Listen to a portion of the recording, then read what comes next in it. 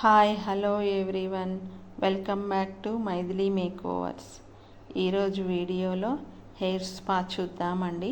Hair spa చేయడానికి మొదట client హెయిర్ని మనం చెక్ చేయాలి.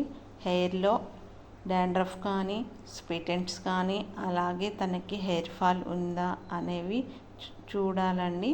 తర్వాత శుభ్రంగా 2 times అనేది హెయిర్ని వాష్ చేయాలి. మొదట వాష్ చేసిన తర్వాత మనం టవల్ డ్రై అనేది చేయాలి. టవల్ డ్రై అంటే వెట్గా ఉండాలి హెయిర్, కానీ వాటర్ అనేది రావద్దన్నమాట. అలా చేసిన తర్వాత హెయిర్ స్పా క్రీమ్లో తనకున్న ప్రాబ్లంని బట్టి మనం దాంట్లో శాంపిల్స్ అనేది కలుపుకోవాలి. తర్వాత దానిని హెయిర్కి స్మాల్ సెక్షన్స్ తీసుకుంటూ ఒక్క హెయిర్ కూడా వదలకుండా నీట్గా అప్లై చేసి మసాజ్ అనేది ఇవ్వాలి. స్మాల్ ప్రెజర్ తోటి లైట్గా మసాజ్ అనేది ఇవ్వాలండి. మసాజ్ అయిన తర్వాత ఇలా ఫోల్డ్ చేసి క్లిప్ పెట్టాలి.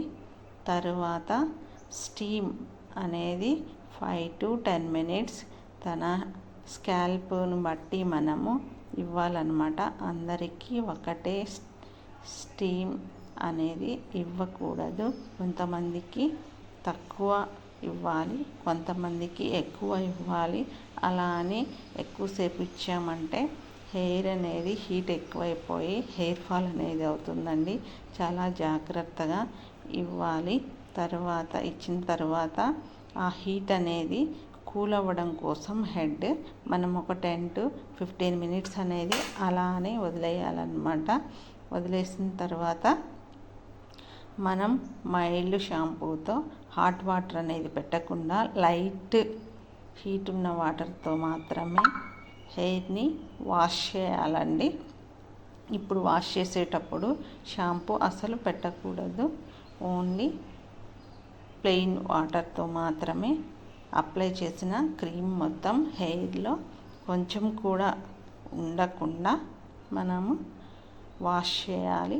వాష్ చేసిన తర్వాత మనము డ్రయర్ అంటే హీట్ డ్రయర్ అనేది పెట్టకూడదు. కూల్ డ్రయర్తో మాత్రమే మనము డ్రై అనేది చేయాలి. తర్వాత రిజల్ట్ ఇలా ఉంది చూడండి.